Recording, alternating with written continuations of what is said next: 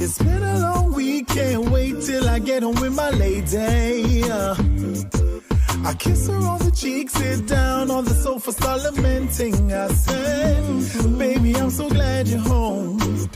Oh, my week has been so long. She said, I know just what to do. Let me go get a glass for you and we'll be sipping on gin and tonic and dancing in the moonlight. Forget reality, cause I got you and you got me and we gon' be alright, yeah. Sipping on gin and tonic and dancing in the moonlight. Forget reality for tonight, cause I got you and we gon' be alright. Sit back, relax, enjoy the time. Chillin' with my lady right by my side. She gets a little heavy-handed, but I'm experienced and I can stand it. I'm feeling so mellow. I just forgot about the week, oh. I'm gonna pour another one or two for my boo. She'll take another one and we'll be sipping on gin and tonic and dancing in the moonlight. Forget reality, cause I got you and you got me and we gon' be alright, yeah. Sipping on gin and tonic and dancing in the moonlight. Forget reality for tonight, cause I got you and we gon' be alright.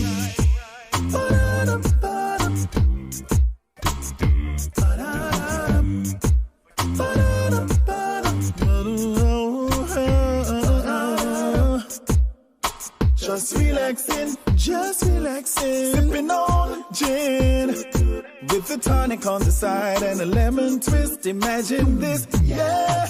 Just relaxing,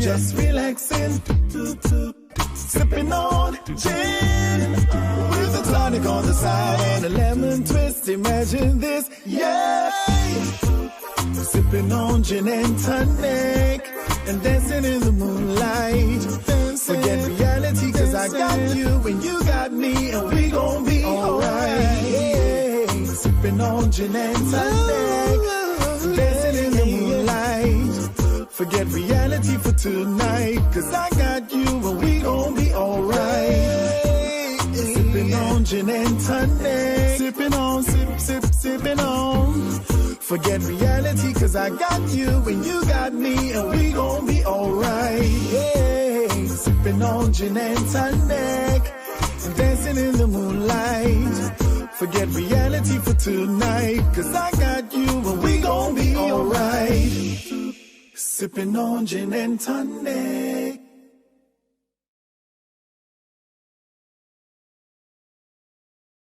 Never thought of falling in love again, no never, but my heart's been stolen again. This time, hope it lasts forever. We'll go beyond,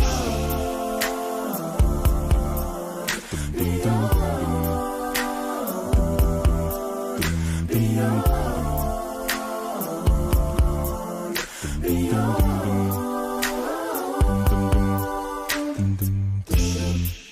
It's been a while now since love's been in this place. You see, many have tried, but no one could take your place, girl. Why you so beautiful? I see the future in your face, baby. Never in a million years I thought that you'd be mine, girl. That you'd be mine, girl. Never thought I would fall. No, never. But my heart's been stolen again. But my heart's been stolen. Last forever. We will go. Ooh, baby. We will go, baby.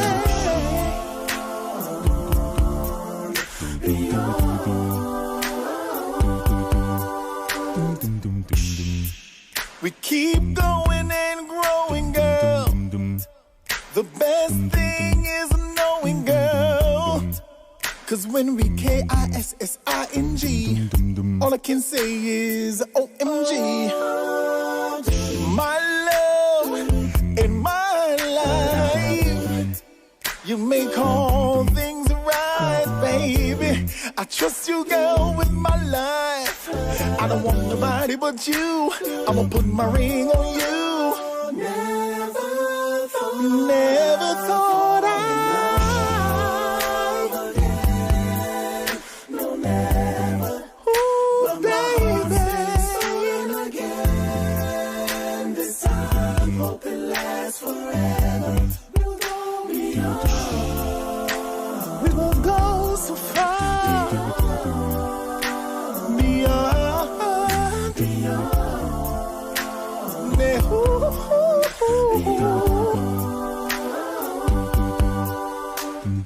You always find what you're looking for, and you ain't looking for a thing. We ain't looking for a thing. Yeah, you'll always find what you're looking for, and you ain't looking for a thing. Never thought I. No, never. Ooh, baby. Been stolen again. This time, hope it lasts forever. You hope, baby. I hope it lasts forever, girl. I hope it lasts forever, girl. Hey, hey, hey, hey. We will go, baby. We will go, baby. Ooh, we will go, baby.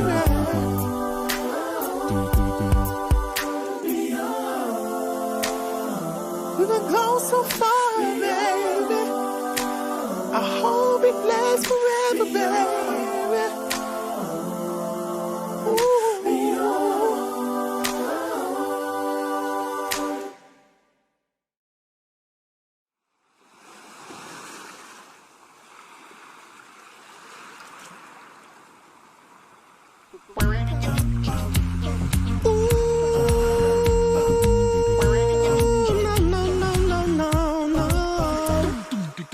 Anybody ever told ya what a woman really is?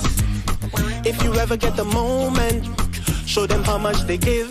You're a shoulder I can cry on, arms I can embrace. Is to hear my deepest thoughts, protect her night and day. You are mother, sister, daughter, nieces, aunties, wives. You are amazing, cause you have given life. You are mother, sister, daughter, nieces, aunties, wives. You are all amazing. I try to describe. You are woman. Yes, you are. Yes, you are. You are woman. Yes, you are. Yes, you are. You are woman. Yes, you are. Yes, you are. You are woman. Yes, you are. Yes, you are. You have birthed the nations, a nurturer you are. You bless us with your wisdom, and you tended every scar. You have found me broken, you have shown me light. You ignited all my passions, and loved me through the night. You are mother, sister, daughter, nieces, aunties, wives. You are all amazing, cause you have given life. You are mother, sister, daughter, nieces, aunties, wives. You are all amazing. I try to describe. You are woman. Yes, you are. Yes, you are. You are woman. Yes, you are. Yes, you are. You are woman. Yes, you are. Yes, you are. You are woman. Yes, you are. Yes, you are. To be a woman is to be blessed with unparalleled intuition, to be powerful, power independent of place or position. To be a woman is to be a mother, giving birth to sons and daughters, ideas, institutions, and business ventures. To be a woman is to be the current inspiration, the future aspiration of a young lady, of a little girl. You're a masterpiece of harmony, a melody of life. You're a gem, a diamond flower in spring, you're one of a kind. You're a masterpiece of harmony, a melody of life. You're an African queen flower in spring, you're one of a kind. You are mother, sister, daughter, nieces, aunties, wives. So you are amazing. I try to describe you are woman. Yes, you are, yes, you are. You are woman. Yes, you are, yes, you are. You are woman. Yes, you are, yes, you are. You are woman. You are woman. You are woman. You are. Yes, you are, yes, you are. You are woman. You are woman. So you are woman. Hey. And when obstacles manifest as natural, you are born for this.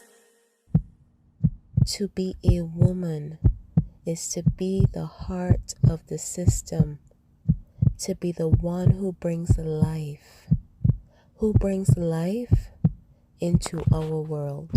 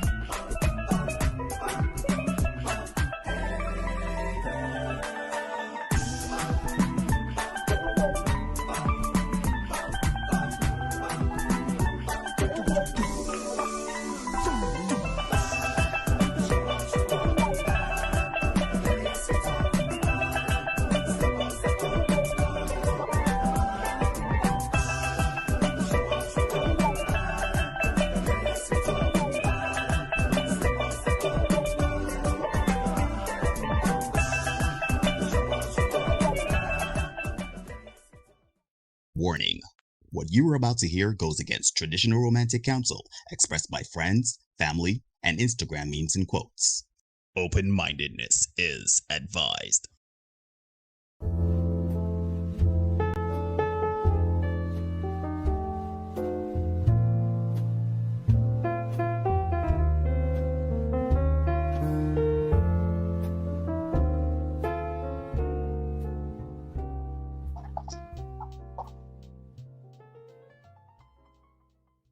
Hey, ladies and gentlemen, boys and girls, people of all ages, and welcome to another edition of the Senate Podcast.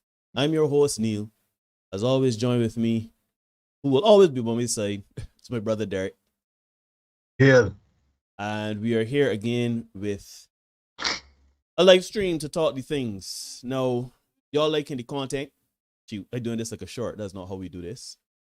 But anyhow, Derek, how you doing? Maybe we get to that. How you doing, my brother? Yeah, man. I'm well, man. I'm well. I went to the gym this evening, got a really good workout. Ryan was insistent that it had to be rough B. So it was a little... And you're going to hear the pull. Yeah, I got to hear the pull. So it was great. We got some people in the house already, Kevin and Jennifer. Salute to both of you. Yeah, man. I had a good one. It was a little rough B, but we get through. Made it through the chest and shoulders. Some triceps thrown in, all the pushing movements. So feeling pretty good about that. Just feeling a little swollen. I can't see why Kevin in full regalia. Full regalia. Love it. I love it. So yeah, man, I had a good one today. Had a busy day today too. We had a rehearsal during the day, which is a rare experience for G-Syndicate. We tried to prepare for Christmas, get ourselves in order. So we're in a little extra work today. So we got the guys. Never heard nobody. Yeah, I never heard nobody, you know what I mean? I say all the time, life is about work, you know what I mean? So it was always good to get the extra work. Big up Hugh, big up Vaden for putting in that little extra effort. Big up Mark as well. You know, Mark always there next to me, you know, putting in that extra effort. So I appreciate that. Yeah. Big up the guys, man. Big up Kiyamal and Brett as well. But as you're talking about G-Syndicate, let the people know how we're on and when they could see or hear G-Syndicate. Yeah, man. You can find G-Syndicate on gsyndicate6.com. You can find us on Twitter at G-Syndicate6, Facebook at G-Syndicate6, here on YouTube at G-Syndicate6 as well. But on Instagram, you have to find us at G-Syndicate6, but you actually got to spell out the word 6. All the rest is just with the number. You know, we get a little hacking and thing, and we're still trying to work that out. Speaking of, you know what I mean? Speaking of which, we got some people in the crank early. Hey, man, ain't wasting the time. Right. So let me deal with this person first. Yeah, man. I see Denise in the house. I see Marlon in the house. I see Steve in the house. I appreciate you guys all the time. Yep. All these new faces, and seeing some of you new faces have become regulars. So definitely appreciating that. For real. We got 224 subscribers right now. We can take the count up. We don't mind to put a couple zeros behind the 224. You know what I mean? Mm-hmm. We don't mind that at all. So invite your friends. Keep inviting your friends. Keep letting them hear the topics, hear the discussions as well. I know that men, we don't necessarily like to talk too much and hear too much long talk, but I think that the messages are generally important for men, especially. Not knocking the ladies who are here with us every night. We really appreciate that too, ladies. You can share the information also. We definitely appreciate it. So yeah, man, bring through your people. Let them come. Let them hear what's going on, because as usual, we're looking to get a little bit of honesty, a little bit of truth, some clarity, and get the discussions going, man. So yeah, Neil, I see you've dealt with our interlopers. So what's going on with you, man? Talk to me. How are things on your end? Man, I would not lie. Sorry, I am going through it a bit, you know, not 100% mentally, but the good thing about it is that obviously the important thing about therapy, the important thing about learning techniques on how to handle, you know, any mental affliction or anything like that, it teaches you how to kind of stem the tide. Although you really want to flourish, there are times where you kind of got to stem the tide, and you know, leaning back on those, you know, understanding certain things about myself, again, honesty, transparency with self, understanding that, okay, you know what is a problem, solution time. Don't get down yourself, don't feel bad for yourself. You gotta get to it, right? So you know, And 100% no, but I am confident I can be all right. You know, I am here. This is, if nothing else, my therapy. You know, if I can make it a little selfish, it's always good to come and engage with you and the people and talk the things. But yeah, man. Other than that, man, I am blessed because I do have life, and we live on a tropical island, and you know, life ain't as bad as I would like to make it out to be. It's just mental stuff. But I hear, man. I hear. Yeah, man, good stuff. Yeah. Good stuff, good stuff. All right, ladies and gentlemen, boys and girls, you know what time it is. No. Every Tuesday and Thursday before our live stream, Derek posts something on Facebook so that he can start the engagement, get the conversation rolling, and let you all know what we are gonna talk about in the next episode. This is no different. Derek went on our social media platform, particularly Facebook, the Senate Podcast. You can check us out. Give us a follow and a like. Derek went on there and he talked about something, and we kind of hesitated to do this one, right? Shoot, I think we didn't even talk about it, but we kind of collectively knew, yeah, this ain't not something we want to handle, because for a number of reasons. I think the primary reason is that this is giving ammunition to people to say, look at your gender, look at what y'all are capable of, right? But then thanks to Mark Moore, a very close friend of ours and an ardent supporter of the channel, we had a live conversation, and he implored us that this is something we gotta do. We gotta keep it above board. If we doing it one way, we gotta do it the next. And you know, ultimately we agreed. Derek was swayed a little easier than I was, but ultimately it is something for transparency purposes and for holding everybody in the whole scheme of things accountable. You have to talk these things, right? That's what we do, that's what we are, and that's what we're trying to build. So to that end, Derek, I am gonna hand it over to you, my brother, and you will let us know what time it is. What's going on? Yes, sir, man. So big up everybody in the house tonight so far. It's always good to see you, right? Ladies and gentlemen, let me see it from the outset. The article and the actions that we are about to examine and review are particularly heinous and reprehensible, right? You say that up front, there is no excuse for them, right? I'll probably reiterate that a couple times before the night is through, but let me say that up front so that the message goes home. The actions the articles that the articles will review, those actions are heinous and reprehensible, right? And as Neil said, they didn't want to particularly cover this. They really want to cover this particular story. But again, my good brother Mark Moore encouraged us to do it.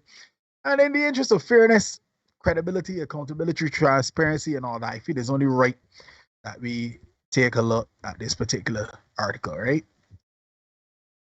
So let's get into the article by the New York Post. I would have sent you that, Neil. Yeah. You're gonna deal with that first. All right. Y'all will realize by now that you get a lot of articles from the New York Post.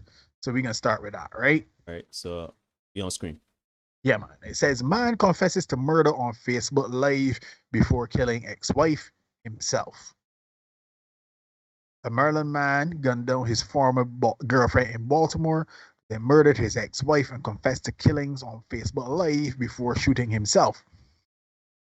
I'm going to call this Ray J. Sharif Black, 44, admitted he murdered his ex-girlfriend Tara LeBang Saturday afternoon while outside the Columbia apartment of his ex-wife Wendy Natalie Black, according to the chilling clip. Black says on camera that the ex-wife is also about to die. Let me say here that we have this video. And again, Neil will talk about the hive mind, because just before we came on, I messaged Neil and said, are we gonna show this? And he was like, I was thinking the same thing. Let's not. Let me refrain from that. Yeah, Jennifer, it's the same video you sent me. Yeah. It's a little out there, right? I suspect it would make people a little uncomfortable given the thing said and how deadpan this guy is about it, right? It is chillingly lucid, and it's just a little uncomfortable to say the least, right? So let me go on. Let me say that up front and let me go on. He says, I just did something crazy, man. Hanover man says on the video, just shot my ex-girlfriend in the head, felt like a dream. Never thought it would be that guy. And I may have more excitement in my voice right now than he did when he delivered this on Facebook Live. Black said he was distraught over child custody issues with both women, saying Ish has been real crazy, that he couldn't go to prison. The person that really started my depression and all of this is my ex-wife, Black continued. So she next, and then I'm going to do myself too. I just wanted to say this for people. Don't play with people's emotions, man. Don't lie on these men. Black's 42-year-old wife, ex-wife, comes to her doorway, the video shows, before suddenly cutting out. Well, here's my ex-wife right now, Black says flatly. Police said Black fatally shot the woman moments later before turning the gun on himself. The couple's 2 children were found unhurt in his gray BMW outside the woman's apartment building, authorities said. Investigators believe Mr. Black came to Columbia after having just committed a domestic homicide a short time earlier in Baltimore, Howard County Police said in a statement. This is a terrible, terrible tragedy. Baltimore Police Commissioner Michael Harrison told reporters near the crime scene, "Our thoughts and prayers are with the family of these victims." Cops in Baltimore identified LeBang, 41, early Monday, the Baltimore Sun reported. A neighbor who declined to be identified said her Ring doorbell camera picked up the sound of 6 gunshots during the attack. Damn. Cops then learned about the Facebook video in which Black described his intent to commit another slaying and notified Howard County cops immediately, the Sun reported. Yeah, apparently the Facebook thing picked it up and they tried their best to stop it, but that didn't work. Responding officers found Mr. Black and Wendy Black dead inside the vestibule of her Columbia apartment. Court records obtained by the Baltimore Sun show they had been married in a custody battle dating back to 2018. Both Wendy and Mr. Black had worked as certified registered nurse anesthetist, according to the newspaper. Wendy Black was an employee at Howard County General Hospital for nearly 5 years, while Mr. Black held a nurse anesthetist position at the U.S. Department of Veterans Affairs, the Sun reported, citing his LinkedIn page. The bank had also worked at Capital Region Health Hospital, officials told the newspaper. Meanwhile, in Baltimore, Mayor Brandon Scott decried the gun violence that shattered multiple families. Now, let me just go back to a couple of things and shed a little bit of light on a couple of things here. Yes, it says that he was distraught over child custody issues with both women. In the video, he said that his ex-girlfriend was aware of the challenges he was having in the custody battle with his ex-wife. He'd been battling his ex-wife since 2018, custody of the children. What was not said in the video is that, well, I can't remember if it was said or not, is that she had accused him of molesting those children. The ex-wife says she had accused him of molesting the children, and as such, he was having to defend that as well, right? And he said, don't play with people's emotions, man. Don't lie on these men. That was something he said in the video. What he did say, he said, oh, here's my ex-wife right now. What the article did not say is that after he said that and the camera went out of focus, he was heard saying, today's the day, right? Today's the day, which leads me to, let me go back to, and again, in the interest of full disclosure, folk, according to court filings, it seems that Mr. Black has a history of violence. So let's go into an article from Fox News. Yeah. Be on screen, Neil? Yes, sir. It says, accused killer was embroiled in lengthy custody battle with ex-wife. Court records outline a lengthy trail of complaints and counter-complaints between Mr. Black and his ex-wife, Wendy Black. Mr. Black is accused of killing his ex-girlfriend in Baltimore on Saturday and then traveling to Columbia, where he allegedly turned the gun on his ex-wife and himself. The two had been wrapped up in a custody battle that began more than 3 years ago. Throughout the battle, sorry, Neil, you with me? Yeah, here. Throughout the battle, both Mr. Black and Wendy Black had been accused of domestic violence. However, the charges had either been withdrawn or dismissed by the court. Just because there were a lot of court filings doesn't mean it's a he said, she said Dorothy Lenig, director of the legal clinic at the House of Ruth. There had been more than 3,600 documents filed in the custody battle. The most recent filing came last week, 4 days before Mr. Black allegedly killed his ex-wife along with his ex-girlfriend. I found this significant. This next part, Lenig says abusers often use the courts as a tool of control. That's another way they torment the victims by filing case after case just to keep having contact and access to her, said Lenig. Interesting, isn't it? Online court records from Howard County Circuit Court show the Blacks' custody case was reopened in 2018 and remained in near constant filings for over 4 years. One as recently as last week, in which Mr. Black accused his ex-wife of blowing off a court-ordered child custody exchange. A hearing was scheduled for next month. Wendy Black begged the court to protect her from a man whom she called violent, unstable, and determined to kill her. Mr. Black also accused his ex-wife of trying to hit him with her car, of hiding her address, and therefore hiding the children. Let me pause here before we really get into the monologue. And we talk about this all the time, Neil. Right? What does it sound like to you? Let me backtrack a little bit. Mm-hmm. He said, yeah, they've been accused. They've both been accused of domestic violence. However, the charges have either been withdrawn or dismissed by the court.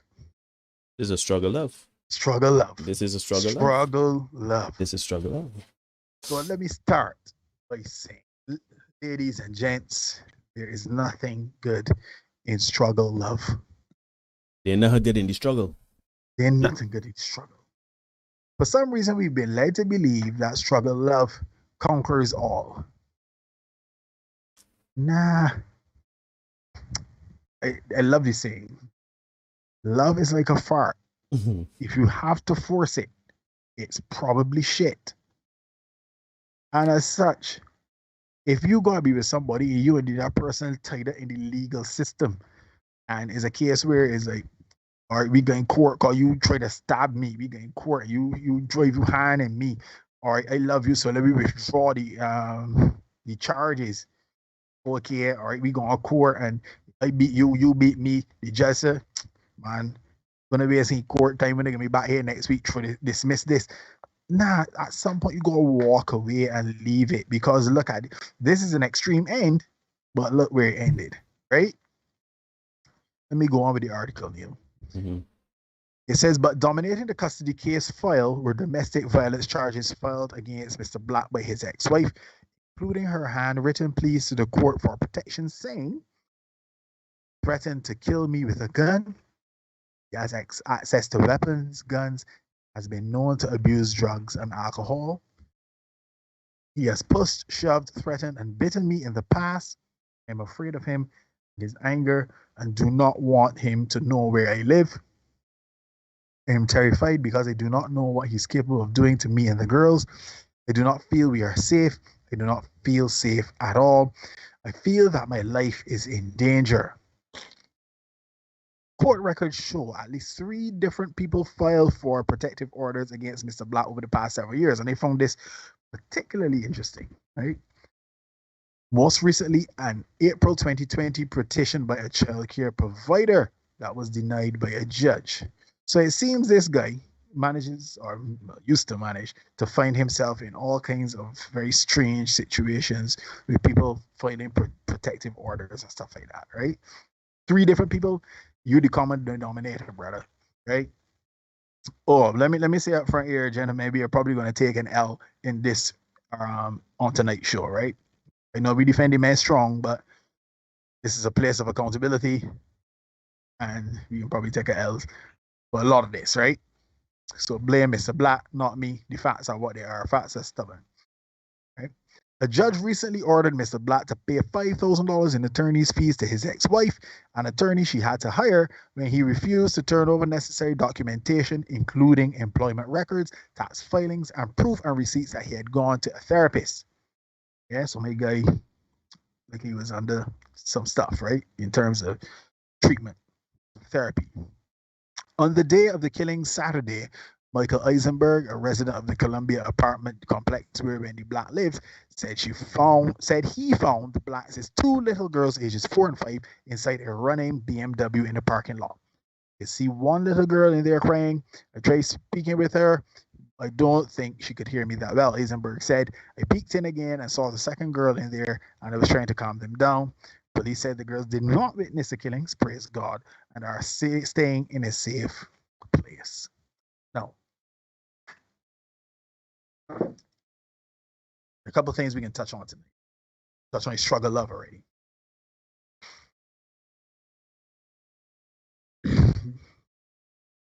Ladies, I don't talk to you often, but I can talk to you tonight. Ladies,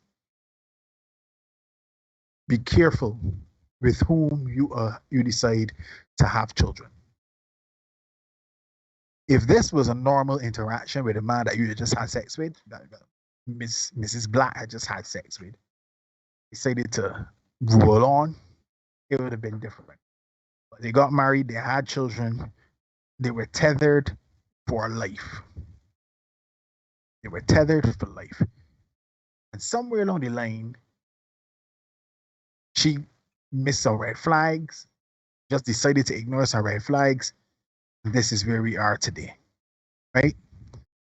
But I don't really want to talk too much about that. Let me put that up front, but let me get to the real meat of the matter, right? Gentlemen, do not hit or inflict bodily harm on women. Not a particularly profound day, right? But let me say it again. Do not hit or inflict bodily harm on women. Point blank, punto final. Right? Not just saying. It matters not. It matters not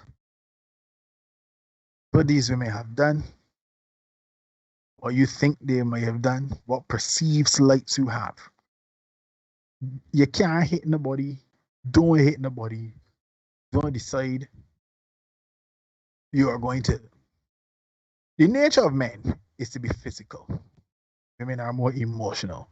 As such, our aggression as men is going to be physical. Women's aggression be more emotional, more manipulative. Yeah, use the word manipulative, ladies. Don't panic. All right? It is what it is. Right? And when things happen, my guy was in a custody battle since 2018. He was accused of molesting his own children. I know that got to be hurting.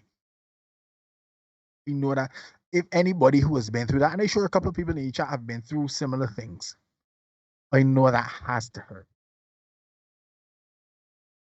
But fellas, you can't do that.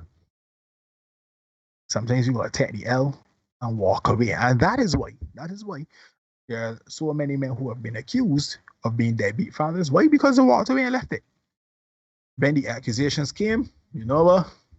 Let me just left this way it is. Before I get myself in trouble, I may walk away and leave it. I know it's hard. I understand it's hard.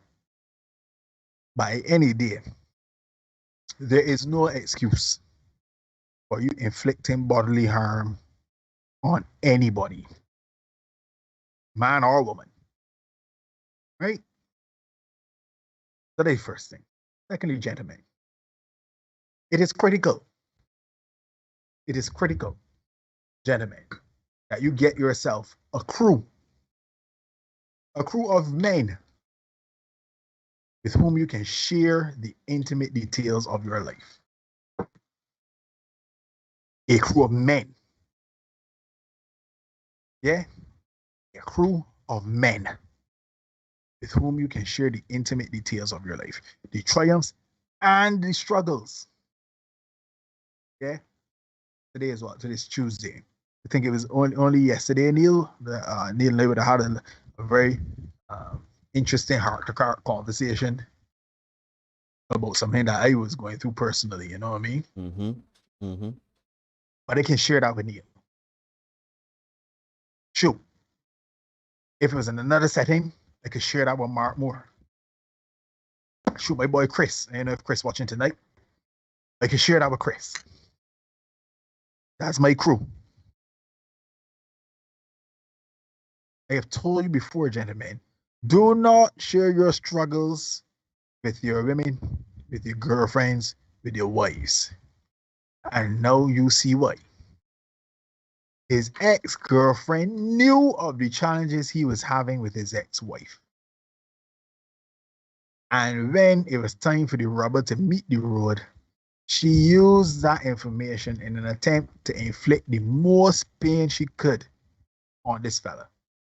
She said to him he would not be able to see his children. Now, the baby wasn't even born yet, but she said to him straight up, yeah, they had an argument, and that was the card she played. Unfortunately, the pain that she inflicted did not end with him. Right?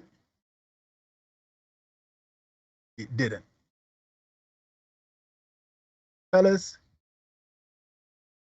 it is critical that you have an outlet. Yeah? Take up boxing. Yeah? Take up meditation. Take up a sport. I know it's different in these COVID times, but take up a sport. Take up some kind of martial art or something like that. Why? It will give you the discipline necessary for when you encounter situations like these that are particularly stressful. You will be better equipped to handle them. Shoot, take up journaling even. You know, that might be another side of it. I hate journaling myself, but you have to be able to talk things out, to say things out loud. That is critically important, as opposed to keeping everything in your chest and it got your craw, it's stuck in your craw. Speaking of the same, Mark Moore, good night, my brother. Glad to see you. Yeah, man. Big up, Mark. And thanks for the encouragement to do this episode, for sure. Yeah. Now, one of Mr. Black's parting messages was to ladies, imploring them not to weaponize their children against men, right? From all reports, again, it seems as if he was going through this custody battle since 2018, right? Allegedly, she even went as far as to say he molested the children in order to retain custody. Now, this is not unprecedented, right? There is an episode, Ian Levanzat's Fix My Life. And there was a mother on there. She had accused her children's father of molesting their 3 daughters in order to retain custody. It's important to give the ages and the time period which they said the molestation happened. Well, they said the molestation would have happened when they were very small children, right? And I think he carried that for 30 years. Yeah, the children were in their 30s. Yeah? No, almost 40. Yeah, he carried that accusation for 30 years. He had to walk away and leave his children where he was. Lose his job, have the social stigma. It had the stigma attached of being pedophile to his own children at that. This man submitted to the detective test on the show. And the results came back that way, yeah, he was indeed telling the truth, that he didn't commit these things, these crimes against his own daughters, right? And the hurtful part about it was that when the results came back, the mother was essentially like, oh, well, my bad. You know what I mean? And life destroyed. Life destroyed. And there's nothing for that, right? Which is why I say men's responses will be physical, women's responses will be more emotional and manipulative, right? That is how the aggression comes out, right? Let me calm down. Everybody, ladies and gents, please understand that we got a video we can show when they done, right? Before Neil gives his response. Men go through a lot. I saw something during a meme going around during the pandemic that said we are all in the same storm, but not necessarily in the same boat. Right? We all have our challenges we're going through. Everybody. And some of us, we handle it better than others. But everybody got something they're going through. Right? Let me say it again right here, right now, that Mr. Black's actions are reprehensible. And when we look at the fact that there have been so many different court filings from different people about the fact that he has so many protective orders against him. There's something to be said for that, right? And let me not sweep under the rug the fact that Mr. Black was extremely lucid, extremely calm, his demeanor, and how he went about this. Gentlemen, I say to you tonight, you have other options other than deciding you're going to delete people. Yeah. You got other options. Find your crew of men, talk to your crew of men. Feeling that, find a priest. Right? Apparently, he had reached out to a therapist, shared his issues, concerns, problems, whatever. But you know, a lot of therapists are women, and apparently he was seeing a female therapist, and that like it didn't go however it was supposed to go. So he felt this was his only recourse. That is reprehensible. No matter how we slice it, that is reprehensible. Right? Gentlemen, I want to say to you tonight, it matters not. This is one time I can use the phrase, I don't like it. You're going to have to man up. You're going to have to man up. Find a crew of people around you. Some of you message me every day. Some of you call me every day. Some of you text me every day. And that's fine. Yeah, that's fine. Because I know that men need outlets. I understand that. Men need somebody to just listen sometimes. Yeah. And a lot of people don't get that. We had a live session on Saturday, and a friend of ours, he was making the point that a lot of people do not understand the weight and the pressure that comes with being a man and the responsibilities of having to be a man. When men don't come through, when men fail, nobody is saying Kadir. Nobody's saying that. When a man fails, he's in the street, he's homeless. And the weight of that failure can make men crack, as we see here with Mr. Black, right? There's no excuse for what he would have done. And it is quite unfortunate that he would have chosen this particular path, because now the children for whom he fought so long, they are going to be orphaned and become products of the system. He was a registered nurse. His ex-wife, registered nurse. Girlfriend, I think she was a registered nurse as well. Registered nurses in the U.S. apparently made something close, like between $200,000 and $300,000 a year. So they were sorted. But all the money in the world, this is the demise they met, because they did not have the proper outlets through which to deal with their stuff, their issues, their problems. Ladies, if you choose to get a child with a man, and that's how we can talk about it, you've made a choice to get a child with a man. Do not decide after you decide to keep this child that this man is a dud and you don't want him around your children. Men are proud of their children. Men are proud of their children, whether you want to admit it or not, whether you recognize it or not. Men are proud of their children and like to be a part of their lives. And you deny men that, it is damaging.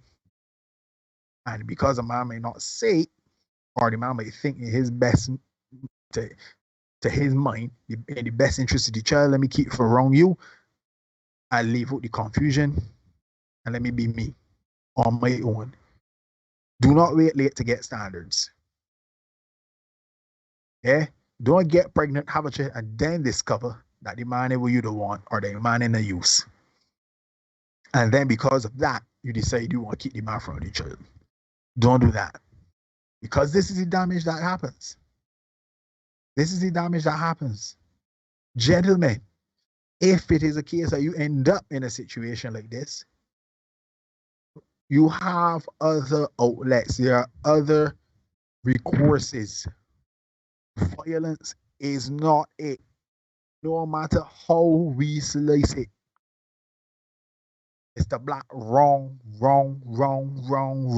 and got a lot to answer for. And guess what? He ain't answering to the court. And the judge, he going to answer to no, you know. Oh, man. No, man. There's a higher power here now that got to deal with he. Right? And you took your children with you? Nah, bruh. We can't subscribe to that. Can't subscribe to that at all. So, gentlemen, if you feel that you're under pressure, reach out to somebody. We had a situation right here in Barbados, Neil. I think it was last year, if not year before. Shoot, a schoolmate of ours did something just as heinous. Stone's throw away from where he's sitting down right now. You know what I mean? Something just as heinous. Because he too felt that he didn't have any other recourse. He too felt he didn't have any other recourse. And he went on Facebook, had a post about it, but that is not seeking the treatment that you need. We have to normalize talking as men. We have to normalize reasoning out our problems. We have to normalize talking it to each other, checking in with each other. We got to normalize crying sometimes, man. We have to.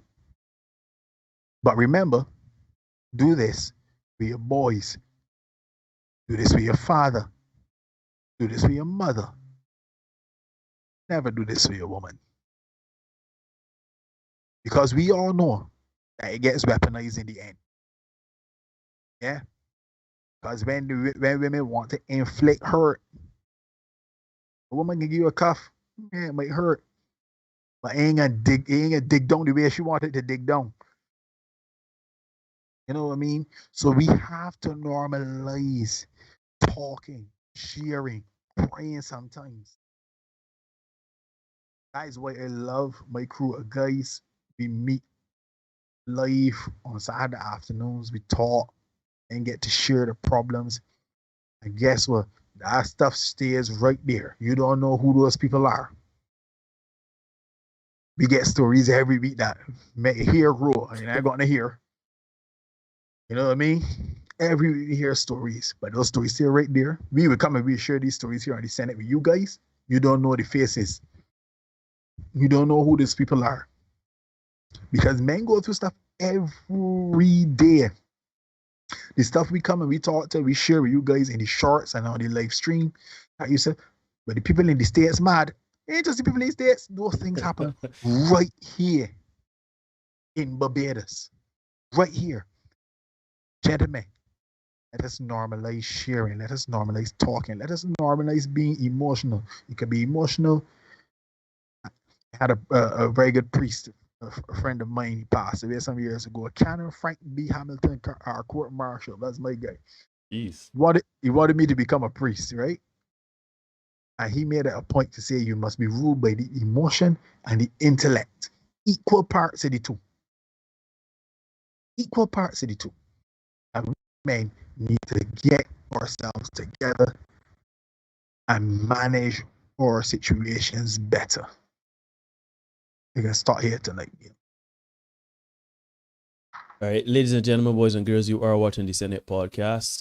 Like, comment, share, subscribe. Dislike, comment, share, subscribe. Hit the notification bell so you don't miss anything. We do content for you 5 days a week, Mondays, Wednesdays, and Fridays. We have the Senate shorts. Those are a bit lighthearted and we give insight into things we find. Well, not we, because Derek does find them around the internet. Tuesdays and Thursdays at 8 p.m. Barbados time, we come here, we have the live stream, and we do have some other things that we want to tackle and we want to do in terms of content. So just keep looking out, hit the notification bell once you've subscribed. And again, you could dislike, brain thoughts, not feelings. All right, you want to go into the video now? Yeah, let's watch your video and let me hear from you, Neil. All right, What cool. you got your thoughts? All right, cool. Ask a man how he's doing, and he says, "I'm all right." I'm here to tell you, that man is not all right. That man is battling demons that you cannot even possibly imagine. That man is struggling every single day to find a reason to keep going. And the reason we say we're all right is because as a man, nobody really fucking cares what you're going through. So why even bother to say it? But you know what? I feel you, brother. Because I'm alright too. Yeah. So this is gonna be a little. I ain't gonna lie to you, Derek. This one gonna be a rough one for me because it's something I've been talking about for years, right? It's something that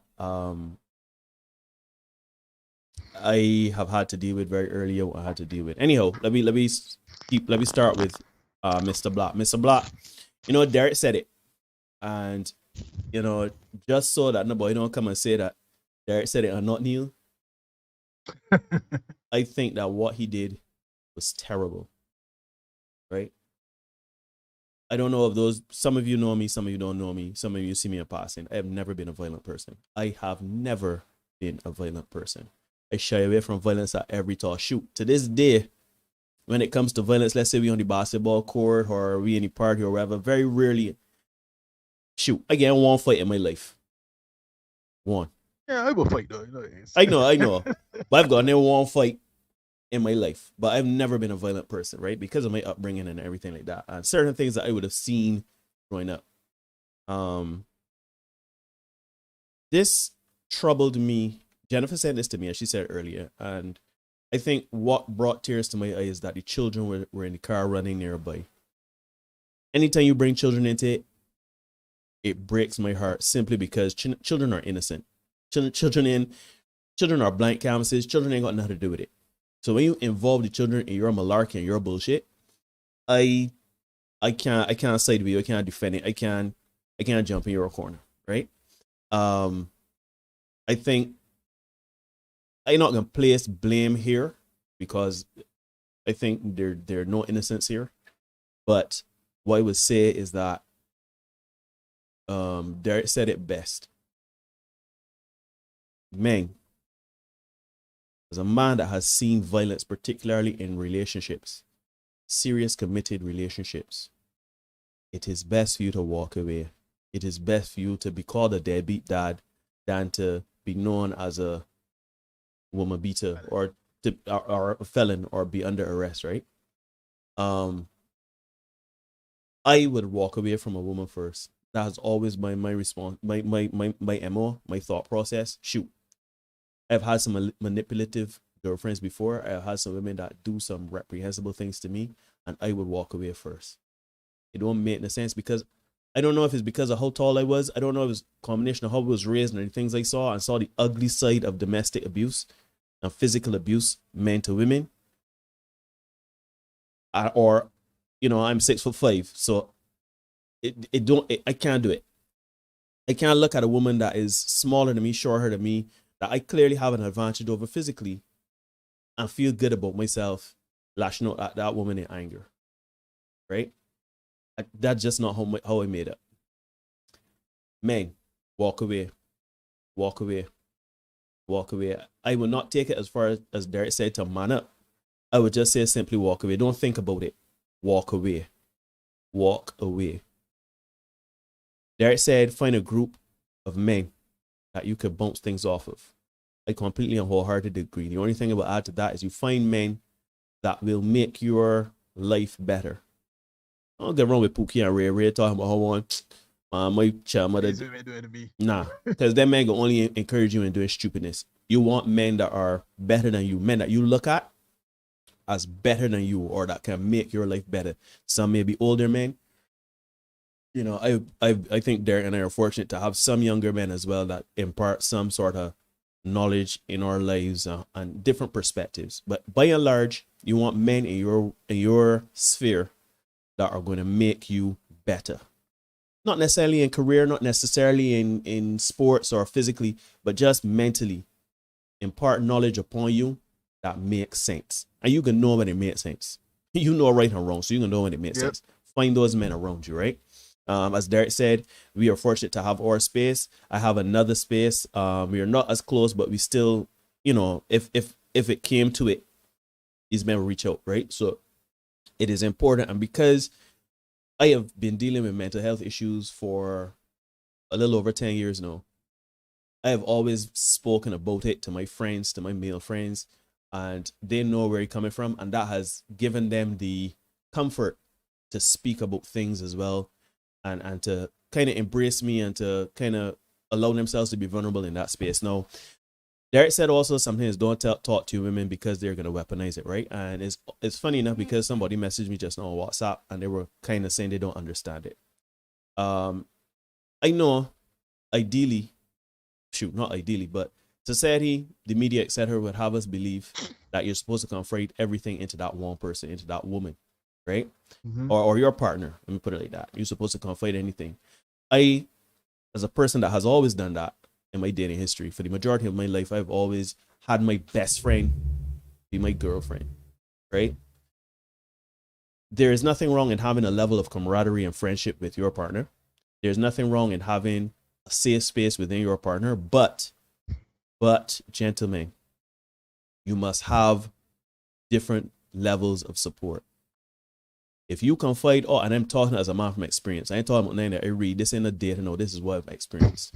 If you have a woman, you don't talk to your boys, you don't talk to your family members, you don't talk to a therapist, you talk only, wholly, and solely to this woman, and you share your deepest, darkest, intimate, most vulnerable things with this woman, your ghosts, your demons, your dreams, your aspirations, and for whatever reason, this woman is not there anymore, whether through breakup, through death, it does not matter. It will break you. Why? Because you don't feel comfortable talking to anybody else. You've not normalized speaking in any other space. You've only known speaking to your woman. So when she in there for whatever reason, though, again, I don't want to make it seem like she break up with you and horn you. This is not what this show is about. If she, for whatever reason, is not going to be there again for you to confide in, you will have a problem. I learned that the hard way. So what I have done is I have made it normal for me. Not normal, sorry. I've made it easier for me to lean on my support systems. And my last absolute resort is any woman that I'm dating. Yeah, I'm not saying I will share. I'm not going to say that when the time comes, if it's bad enough or whatever, but she can be my primary source of contact. Why? Because for me, yes, I know Derek spoke about that. That's an extreme. Women weaponize things, manipulative and etc. like that. Not every woman, but some women. But there's also the school of thought that she may not be there anymore. Right? So I want to be very clear. Yes, I understand women do weaponize things. That is a fact. That's happened to me. That's happened to Derek. That's happened to most men in this chat, if not all. It happens. However, the reason why I would tell a man not to wholly and solely express his emotions, feelings, and vulnerabilities, dreams and aspirations, ghosts and demons to a woman is because when she gone, what you gonna do? I've established relationships. Since I have spoken about my mental health publicly to my friends and family, I speak to my brother. We have very open and candid conversations about health and mental health. My mother, my male friends, and those male friends in totality, that's I would say upward of 15, 16 men that I can call on. Some are my brothers, some are men that, shoot, I could walk off this show and know I'm going to talk to them. Ain't going to be no problem. There is one of them. Mart is another one of them. I got my crew, right? It is important, man, that you have your crew. Sure, I know, because I've been there too, where you share with your friends and somebody get you saying, man, let drink saying, I can't let me food saying, man. You know, let me enjoy life, man. Get rid of that woman and just let me. You're talking about that. That is not beneficial to anybody, right? There is a man that would tell me, get in the gym. There is a man that would tell me, focus on your purpose. Mart is a man that tell me, like, being too hard on myself, right? These are men that understand me, understand what I have been and who I am, and would better inform me of what's going on. Shoot, we did not even thought about going to therapy Go to therapy. I know it's not a normal thing. I know, I understand, paying for money for a stranger to analyze your life. Believe you me, you can spend all of this money to go in the gym. You can spend all of this money buying new clothes and fancy clothes. You can spend all of this money on your car. You can spend all of this money on your house. You can spend all of this money on what you believe is self-care and prioritize that over your mental health. I'm here to tell you that mental health is more important than your physical health. That's why I'm going to say it, because once your mental's in a place, the body will follow. Believe it. You understand? So if your mind, I look at mental health now as it's something I have to do. Sure, there are times where I lapse. There are times where I don't feel like it. There are times where it's too much. But by and large, I just got to always be transparent, honest with myself and say, what, Neil, you ain't feeling right. So you got to take care of yourself. It's a struggle. It ain't sexy. It ain't sexy. It ain't pretty. It's not, but you have to do it. Shoot, be open-minded too, because I am on medication and, I wasn't open to taking medication at the beginning of this journey, but you got to be open-minded to get better and to be better and to be healthy. So I say all of that to say that what we can learn from Mr. Black, there are a lot of things that we can learn from Mr. Black. Everybody, man or woman, can learn from Mr. Black and his situation. Derek spoke about it eloquently, but I will put my own variation on it. One, if you are Mr. Black, right? Do not put your hands on a woman. And I know some men out there are not necessarily physical. Some men do get into emotional abuse. Shoot, I guess it could have been said a couple of times. I may have done something emotionally to get back at a woman or whatever. But the point is that you got to realize that you're doing stupidness, because when you're doing foolishness. You know when it doesn't make sense. Yeah. Unless you're a sociopath, right? Do not physically, mentally, spiritually, do not hurt anyone. As you find yourself getting to that tipping point where you say, I'm about to tell this woman saying, or I'm about to do something, right? Even if it's your house, get up and walk away. Get up and walk out. Walk away. Go along. Go about your business. Shoot, hold yourself accountable and pull out a phone and record yourself. You understand? The point is leave the area. Do not get into abuse. Do not get into violence. Do not get into anything like that. Because it's going to do you no good in the end. None. No good in the end. Women, do not weaponize your children against a man. Women, understand that men go through a lot. I know one of our contributors some months ago would have said that the black woman is the most oppressed person on the planet, and nobody knows the struggle of a black woman because it is the most, it is the lowest form, or is the most oppressed person on the planet. I respectfully disagree. I think the black man is the most oppressed person on the planet, because as much as we talk about the patriarchy and we make our jokes and everything like that, right? At the end of the day, there are far more resources, and it is far more normalized for a woman to get a certain level of recourse and a certain level of treatment and satisfaction than it is for a man to get it. Right? Sure, the opportunities are there. I'm not saying the opportunities are not there for men to get help, right? But there's a stigma attached to it that we need to deal with, right? So the camera staying wonky, but I can just bear with me as I can talk. I can just say what I gotta say, and then I can deal with that. So I think that black men, the pressures of being a man is, and I know people can say, oh, you're belly aching, you're crying or whatever. I don't care. The pressure of being a man, if you especially know what you believe a man should be, is very, very hard, because you gotta provide, you gotta defend, you gotta uphold. You can't show weakness. You can't be weak. You got defend, reinforce. There are times when we can't provide. There are times when we can't defend. There are times when we can't reinforce. And we feel less of men. And it happens every day. Shoot, it can happen something as simple in your job. The emasculation that may have happened during the dog at your job. You may be going through a situation where you have a woman that has your children, but you're estranged from them. Divorce, your marriage not working, your relationship not working. Shoot, your car might be breaking down. You open the hood, you don't know what the hell to do. You understand? Like there's so many things that as men we are expected to do, are supposed to do, but we as I know, but we just can't. I don't know nothing about my car. My car break down, I pop in the hood, I saying down and I calling somebody. But I know that doesn't make me any less of a man. You understand? So it is a very, very important for us to normalize men speaking about your feelings. I ain't telling you when to go and take out ad in the paper. I ain't telling you all to get on a bullhorn or go about the neighborhood and speak. There are certain, if you don't have any friends in your corner, you don't feel comfortable to at least say, look, I don't know how this man can take this information, but I can wing it and see what he say. If you say it, shoot, I can confide in there and tell Derek you were having a tough time of it. But you know there is a man that can ridicule me and make fun of me and laugh at me and tell me, look, smoke saying and hush him out, or drink saying and hush him out, or kind of we get the club and deal with these women or whatever and hush him out. If I know he's that kind of friend, it's time to find a new friend. It's time to find a better friend.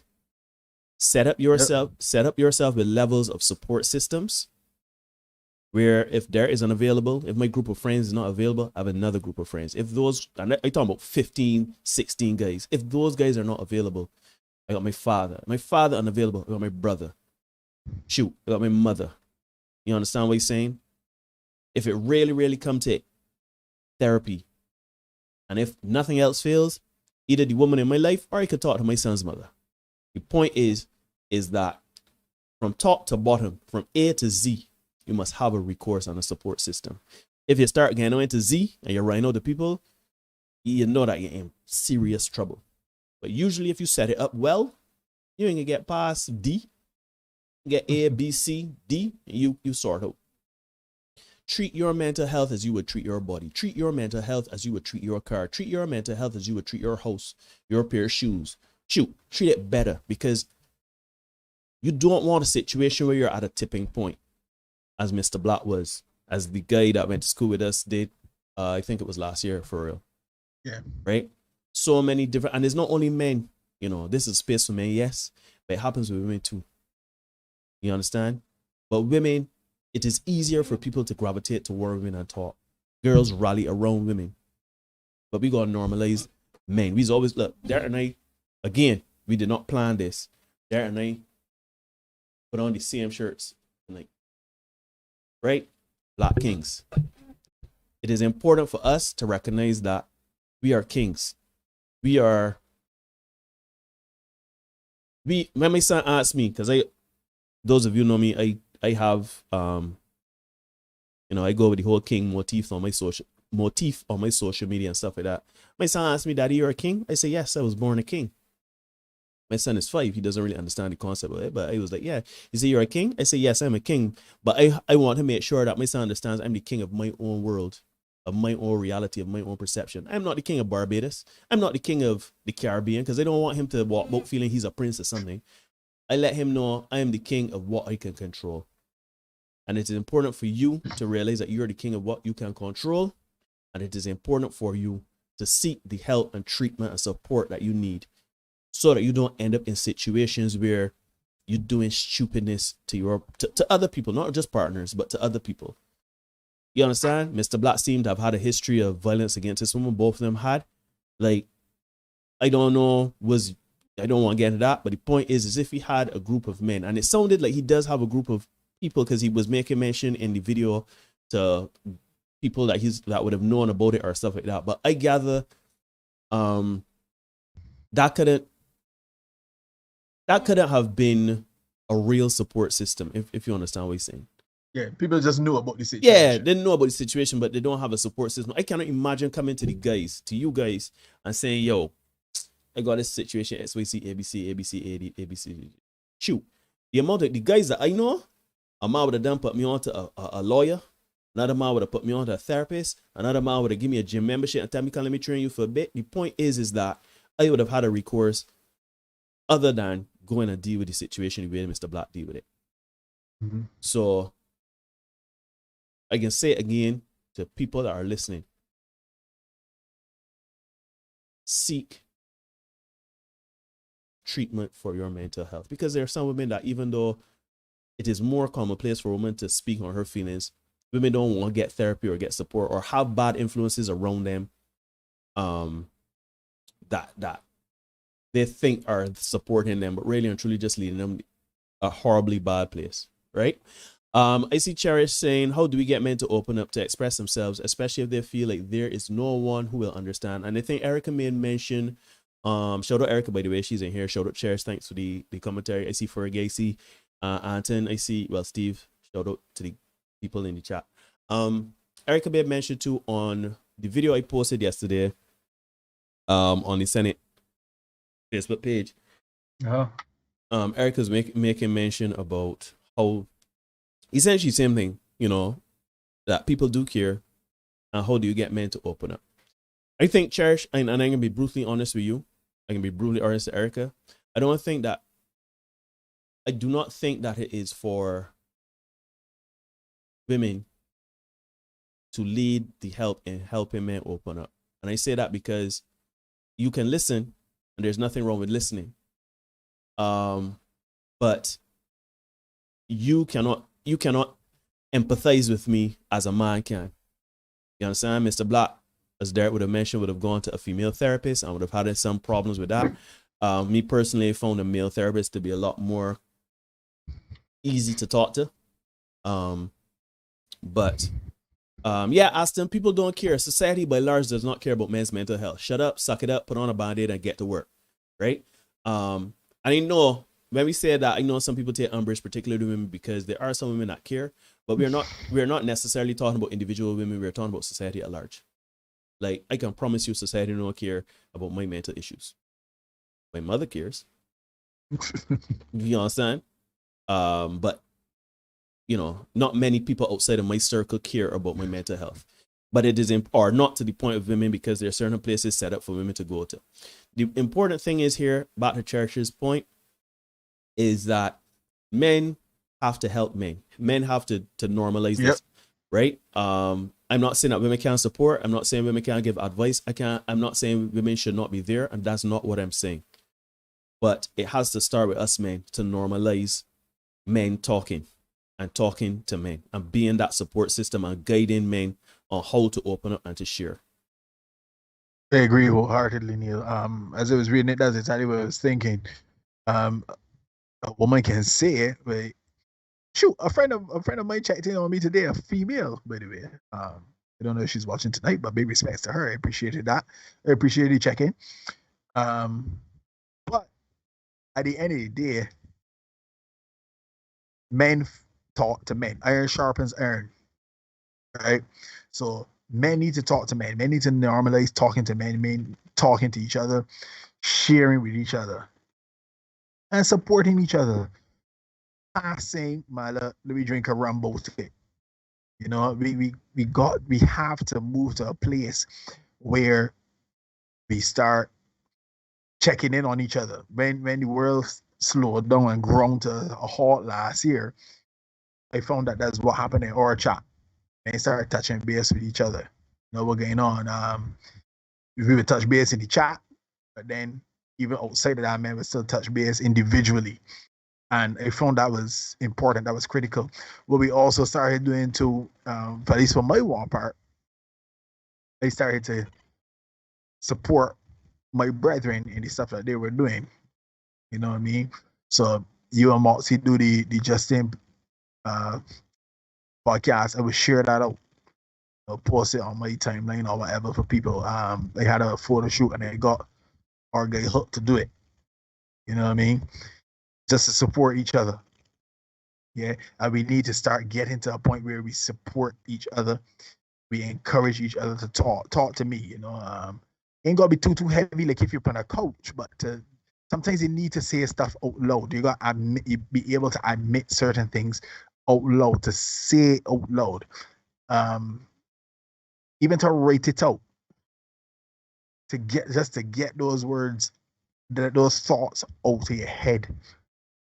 So that you can put it down. You can say, you know what? And I tried that last year. I actually wrote out some stuff that was really troubling me. I got it out. And I found I felt a lot better after that. And as you known, only yesterday or whatever, you and I, we had our own little heart to heart. and it helps to get that stuff out of your craw. But we as men need to be the people to normalize that. And this is another reason I will say, right? Why it would not encourage men to talk to their women. Just to go back to that point. I know, ladies, you mean well. I understand and appreciate that. But sometimes there's nothing you can do.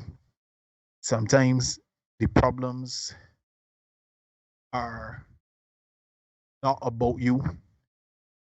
And you may be thinking, because for whatever reason the man is unhappy or he is not in the place where you think you should be, you think that it's something that you have done.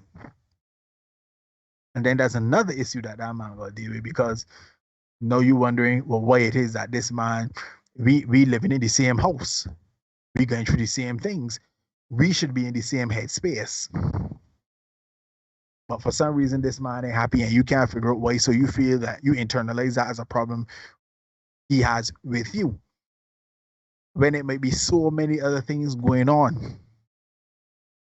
Right? So that's why I encourage men to share with somebody outside of the house, outside of the relationship, an almost impartial observer. I can just say, well, look, XYZ is the case from Boise. Not to say they involve other people in your relationship. That's not what I'm advising. But when you got your serious struggles and triumphs, I would suggest you find somebody else to talk to about those things, to share those things with, so that you don't have other things coming in to complicate them. So yeah, I do think, ladies, you can play a part though. If you feel like if something's bothering you, say, listen, sweetheart, I realize that, you look I see a little deep in thought, or I realize that you look a little bothered. You need somebody to talk to. You may not, I ain't saying that you suggest yourself. You know what I mean? Where you don't go and talk to, shoot. There you realize you're looking a little down, you don't want, you're gonna shout Neil and see what he's saying or something like that. You're gonna talk to Neil a little bit. And we need to normalize that as men, where we actually get accustomed to sharing, talking, expressing ourselves. We can't wait on women to do that for us. We can't. Right. Perfectly said. Again, all I can do is add to your commentary here is that, again, I agree with Derek. What I would say is that women, your part is support. Again, we are not telling you men not to talk to women at some point, because if you do live with a woman and you have had some mental issues, or you've been having a lot of stress and everything like that, we're not telling you to talk to women first, but at some point you gotta let the woman that you live with know, and that you're in a relationship know, well, I know that I've been kind of off for the last couple of whatever. These are the things I was dealing with, or I am, you may not want to get into it, but at least you have to reassure that person that you are getting the help that you need and treatment that you need. Right? Women, shoot, there's nothing wrong in offering to listen, but for men and women alike, if you can listen with a non-judgmental ear. Listen, right? There's a time, because Derek made mention to our group chat, right? And it is so funny, because that's the last place I thought that we would have had such support from each other. You know what I mean? Because this group chat formed out of basketball, and basketball full of trash talk, full of rivalry. And the men get on each other. Like, to this day, we still tease each other, but at least we, I think it all stemmed from a certain situation that happened with one of the guys in the group chat. And, COVID played a very significant part in his life.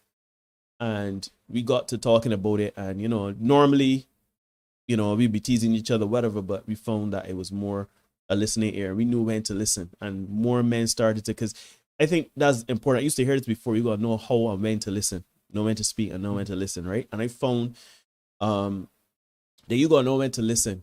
And sometimes it's not always funny. Sometimes it's not always about teasing. If a man come with a genuine problem, listen, support him. You know what I mean? Shoot, some men would be under the guise, well, I ain't gonna tease you now, but once you get it sorted out, you get it figured out, depending on how close you is, we could tease, right? I would deal with you, right? But at the end of the day, still, you have to allow a person latitude to share and be vulnerable. Women, again, you can play your part and you can offer that support and space. You can, the man may not feel comfortable speaking to you because, let's be honest, you are a woman, he is a man. The experiences and pressures that he's going through as a man, you may not fully understand and respect and appreciate. I actually think that that's why a lot of women would turn around and then use it as manipulation because they don't see it as that important to them. They don't understand it. Like, for example, there are things that my guy friends have told me, and shoot, there's got times we used to be ragging on each other, we used to be teasing each other. I will never bring up certain things. Yeah. You know what I mean? Like, there's just certain things that are out of bounds. You understand what I mean? But what I would say is that it is important, women, to support, be there for your man, offer solutions. As Derek said, how about you talk to this therapist? You don't want to talk to the therapist? How about, reach out to your very close friend? You don't want to do that? How about playing, some video games or play some football and realize that you're not working up? Because you see it. You can see it. You can pick up on the signs when a person is down, right? They're not into their usual activity or they're very cold and standoffish. Encourage them to at least get into their routines. Routines are very, very important, right? So, you can support. It's not something as simple as just drawing conky at the man or hope you eat it. You know what I mean? Yes, that may help, but a lot of pressures we may go through come from a whole set of places. So how do you get men to talk to one another about emotions? It's one with the problems and not sport. Right. How do we get men to do it? Let's be honest. For me, very early on, I think my situation was a unique one because I do suffer from depression, clinical depression, and I had to do. As a man, I don't like crying. I hate to cry. As a man, I don't like to share my feelings. I don't like to do that. My father, he don't talk about nothing. To this day, he don't talk about nothing. So that's how we come up. In my 20s and before, I ain't talking about nothing. I ain't talking about nothing. Right? But then I had to realize that there's a sadness and a pain inside of me that's coming from a place that I didn't understand. And I had to realize that I had to, in myself, make the step to not feel like this no more. And I got to share and tell people what it was. No, at first it was telling my family, telling my close friends, educating, telling. Shoot, I remember when my mother and my brother, we sat down over 10 years ago and we watched a video of a very famous actor speaking on depression. It was a documentary on him and he just speaking about depression, what it feels like, what he had to do and everything like that, right? Very moving, a lot of questions you may have to answer. But the point is that you have to be willing to take that step and say, you know what? Let me find this man or these people or shoot a therapist, whatever. You have to find that space, that place that you can speak and talk so that you can get certain things off your chest and express how you're feeling, right? Derek mentioned journaling. Me personally, I'm not big on the journaling thing. That's my own personal thing, but journaling does work for some people. Shoot, you may want to record it. I tried that already. That's also not something I'm very comfortable with, which is very funny coming from me. But the point is to cherish, to your point, how do we get males to talk? You can't get nobody to talk about nothing if they're ready to talk about it. You can't get, if a man got saying inside, you could just encourage him to say, look, I realize, everything good, have a conversation with him. You'll be surprised how much a simple, everything good, how things, man. Yeah. Like, you get that a lot. Yo. Especially since we've started doing this. You just ask a man the whole things. And then if you in the wrong circumstances, you end up talking to that man for half hour. Easily. And that man just pouring out where it is. The thing about men talk about cars, sports, and sex is not necessarily accurate. I know people like to think that, but when you get men in a particular environment, that is so far from the truth. Yeah. For example, Saturday night, Neil, I don't remember talking about any of the three of those topics. No, we did not talk about cars, sports, or sex. Again, it comes down to the environment. It comes down to the space. Once you feel comfortable and among peers, and you feel like you're in a space where, you know what, I am not going to be judged. This is a space of no judgment. Yeah, because let's be honest, this might be a very hot take, but I'll say it anyway. Shout out Rian, thanks for joining us. Men that talk about cars, sex, and sports, I would be concerned if in my close group of friends we got together and we and all we talk about is cars, sex, and sports, because that's what the WhatsApp group is for. Our WhatsApp group started out of basketball. You understand what I'm saying? But us getting together in a live setting, and we sitting around, and we talking about cars, sex, and sports, that's not how. I mean, I ain't saying that men don't do it. I don't find that to be my experience or the experiences of the men around me. Mine either. I am in a couple of chats with all males, and they find that the cars, sports, and sex thing is very, very rare. Yeah, so that's a very serious misconception. As says, I find that women are good with telling you what to do, but actually helping, nah. And also talk about philosophy, literature, and art. What do you mean? Right. I want to touch on what Aston just said. And this is another reason to women. The reason why men are not coming to you to speak, right, is because that judgment. In my experiences, I have found out, you share with a woman, you share your deepest, darkest fears, desires, everything like that. And it leads to the woman feeling familiar to the point where she now feels like she could tell you what to do. And because she doesn't understand what you're going through as a man, or as somebody that may not understand depression, she is going to come with a judgmental tone. She's going to come with a tone of, well, you don't just do this. Well, you don't just do that. It's something as simple as, if it were me. You know what I mean? Mm-hmm. But it's not you. That's the whole point of it. And we may not come to women to speak partially because we don't want to hear, well, maybe you should stop watching that YouTube all the time, or maybe you should stop, hanging up with them fellas so much, or we don't want the judgment. Shoot, sometimes we just want y'all to listen. Sometimes we already know what we need to do, but it's just mentally getting it off our chest and psyching up ourselves mentally to get it done, kind of clearing out the cobwebs and focusing on what we have to do to better ourselves. But the point is we don't come to you all for you all to tell us what to do. And it's funny, right? Because on Sunday, a friend of mine, a very close person of mine, she came to me and she told me something on Sunday, right? Mm-hmm. And she told me it. She spoke to me about this is what's happening. And I started to give my advice and I started to speak. And then it started to upset her and we had a back and forth. And then I realized, you know what, Neil? You were wrong. She just wanted to listen to ear. She just wanted to listen to ear. You were wrong because this woman come to you to just get something off her chest, and you both here waxing philosophical and trying to offer advice and to, you know what I mean? But really and truly, it was just not to shake your head and say yes, dear, but kind of like she just wanted to dump, and she trusted you to create that space so you could listen. So I apologized to her. I say, you know what, I realized where I went wrong and where this conversation went off the rails. And that is essentially what I'm telling to people. All right. I also want to make it clear that we speak as if we are speaking as we know, but we are also works in progress of having to learn how to do these things too. Because this Sunday talking about. So as much as I'm here telling people, you gotta listen. Sometimes it's just about listening instead of offering solutions or whatever. The man may know. Shoot, the man may ask you pointedly, do you have a solution? But the point is if a man comes to you and confides in you, right? Just listen. Just talk. You know what I mean? So yeah, that's just my point to that. Come on. You see, Austin says things that men like, especially oh Lord, what am I looking at? Women denigrate and condemn them things, especially if a man gains something outside of men making your lives easier. Kevin says during the men meeting up, there's a lot of business talk. Yep. Aston says, what you doing? This make me trip. Yeah. But that's where we at. Fergie says, so no need of that's important because maybe you should do a session on how to listen and another on how to talk for companionship and support.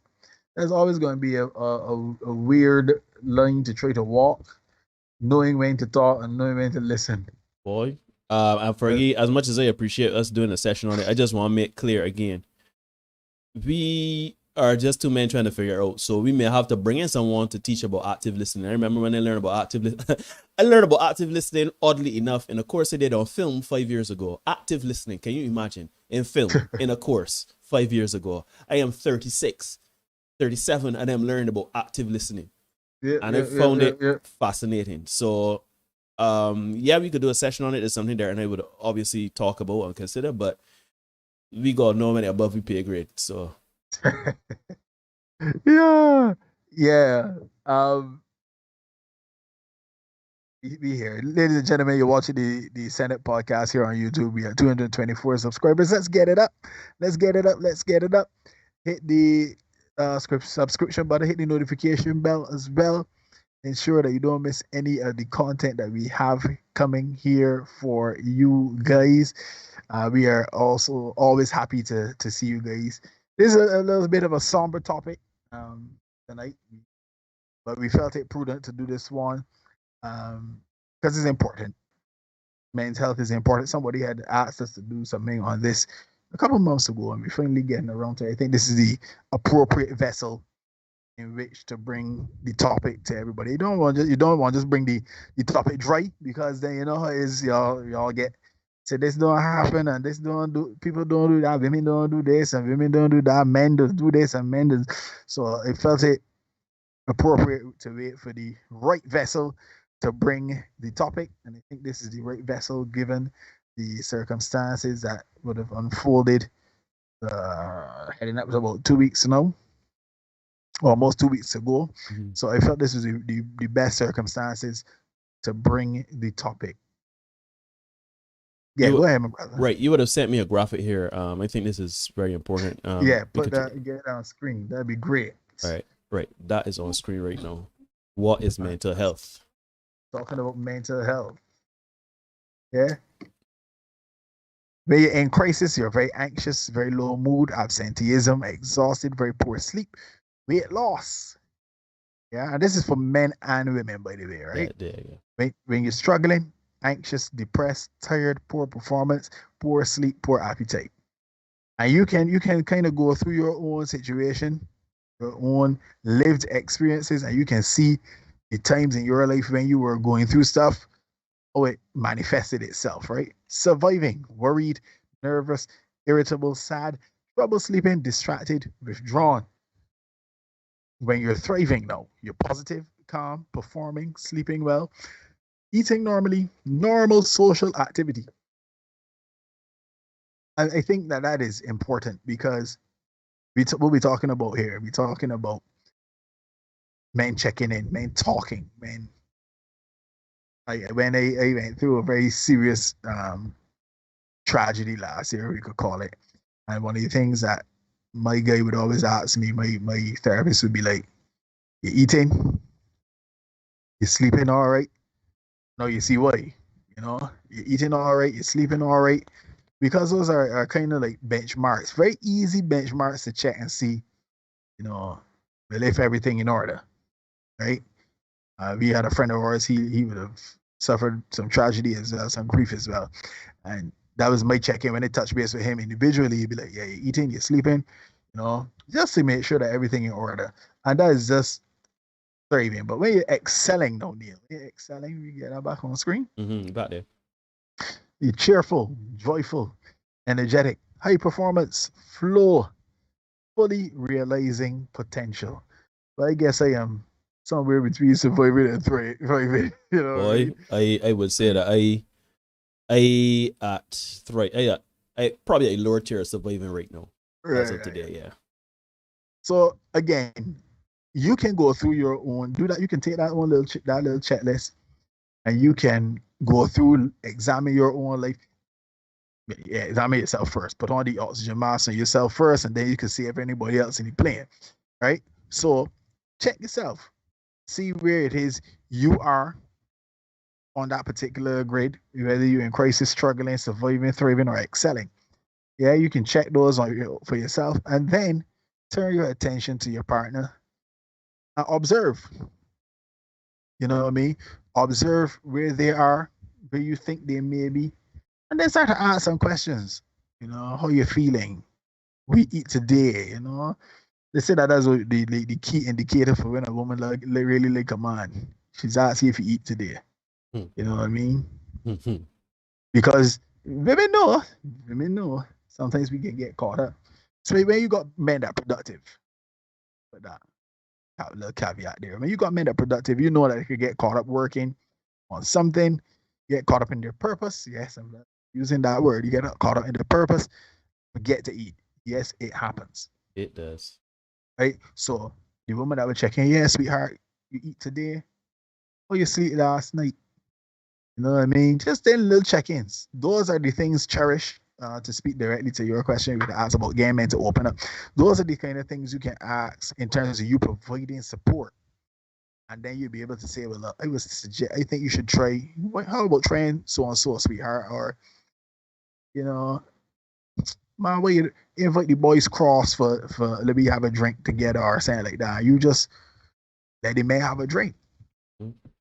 Something like that, you know.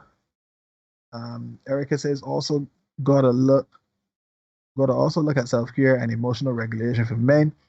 We find most resources are catering to women. Oh yes. I am just gonna leave that right there. I will not. Self-care for men. Yo, so no, there is a man that has always been big on self-care.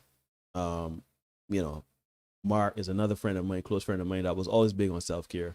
I was a man that kind of late to the party in my mid-30s. I was like, self-care? That's woman things. I ain't dealing in that self-care. A man supposed to be rugged. A man supposed to be, you know what I mean? I've come to find out that is absolute nonsense. That is exactly the thing that we're trying to dispel here. Shoot, I went down today, was doing some errands, paying some bills today, and stopped in the pharmacy, bought me a particular hair oil, set of hair oils that I use for my hair and my skin, my nails, etc.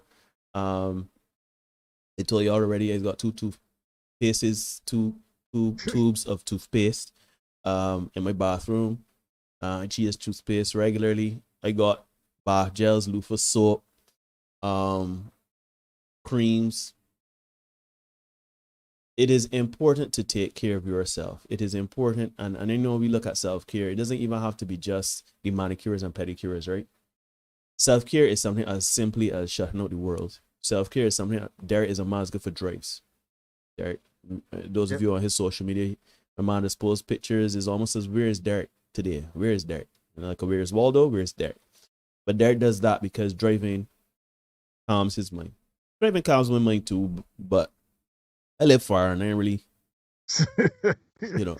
You're already the country. I already the country, right? So, but it's important, like literally. So the other night I was doing some editing. You know, recently I've been doing a lot of work, a lot of editing. And I say, you know, Neil, I got a little ahead of the work. And I say, you know what, today I'm doing a hell of a thing. I'm going to play some video games. I go in and de-stress and decompress. For me, it's playing video games. For me, it's going to the gym. I got a deal on my back. I working on that behind the scenes though to deal with getting back into the gym. But for me, it's the gym, it is video games, and it is sports, basketball. Can't play basketball, can't right this moment go in the gym. So you know what? Play video games. And I have, you know, you got to carve out things that are important for you. Shoot, sometimes meditation. And meditation is not you sitting down. Meditation is simply just closing your eyes and allowing yourself to think and to clear your mind.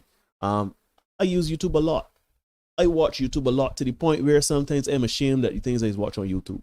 I watch things like a hydraulic press crushing things. I watched a video. This video is about hour long about how the universe can end, and it went kind of like trillions and trillions and trillions and trillions of years into the future. I watched that whole video from beginning to end, and it was glorious. Like for me, you gotta find what is that's gonna calm your mind, and that to me is self-care. Self-care for me is more dealing with my mental health and taking a minute, slowing down. You know, Kevin is saying a shower in the dark is so relaxing for him. Trust me, believe you me, I do that every night. A shower in the dark? Shower in the dark. Well, every night. My shower big and I small. Sorry, I big and my shower small, so I might hit. That make it even easier. Well, yeah, but you are right though. A shower, you know, helps. To me, shaving. Oh my God, shaving. Yeah, that's my Saturday morning thing. And I shave, hold the gym, and then I will hold a drive during the day on Saturday. Find it helps me to decompress after all this stuff that, because researching these topics can be a little heavy sometimes. So, yeah, I find that it helps me to, as you said, decompress and relax a little bit more. Kevin says Senate podcast. I'm like, so we talking respect. Big respect, man. Yeah. Yeah, I tell everybody that's sharing the content, we really appreciate it. Yeah, we really do. We really do. Continue to do that. A friend of mine, he messaged me only last night and this morning to say that he's found that our content seems to be reaching some other places. He was in a particular situation and he heard some ladies discussing it, saying that if they're asking each other if they've heard about the Senate podcast, these two Belgian boys that degraded women. Oh no. I didn't know there was another podcast out there. Derek, you degraded women? Apparently there's another Senate podcast. I have never degraded a woman. Yeah, so thank you to those of you who tune in and share the content. We really appreciate it. And yeah, you can use it to commute. I listen to some of them me too. In the gym. When they drive in, I just put it on. I don't listen to the radio. Yeah, I don't listen to the radio anymore. I listen to some of our older stuff. I would listen to other content creators and stuff like that. And I find that it gives me the opportunity to kind of zone out a little bit. Mm-hmm. Not for the traffic, but just zone out. Yep. But yeah, man, I am a guy who will fill my cooler with some ice. Yeah, nice sparkling water. You know it is. You know how I do it. Jeez, no, swag. God damn it. Shit. And probably a bottle of wine or sand. We were royalty country, you know what I mean? And just veg out for a little bit. Every now and then they would hear hoy. Yeah, you know it is. When they pass we were side of literally holler. Literally holler. Yeah, and that's yeah, man. That's a fact, and avoiding news on social media. Like I try not to watch the news. I find the news particularly depressing.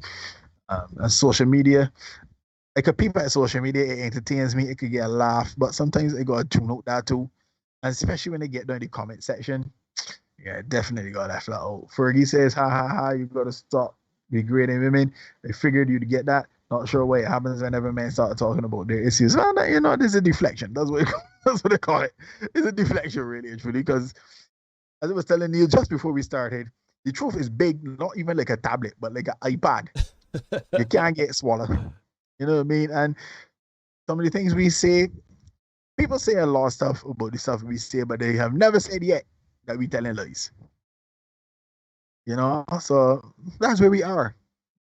But anyhow, Neil, I don't know if you got a link for the people if anybody want to call in. Yeah. Let me put it on screen. Have a quick chat before we wrap up tonight. Men, let me just get back to the point. Don't hit the women. Don't inflict any bodily harm on the women. Find other outlets. It matters not what the women have done. It matters straight. Facts, not feelings. Facts, stubborn. Don't care how you feel, right? It matters not what the women have done. Gentlemen, do not hit them. Oh, straight. I know. I'm glad you bring that up. Mandy Conky. The conky. I know. When he was deep in the conky and he was sampling it, she tell you, this conky is yours. And it will always be yours. And it will never belong to anybody else.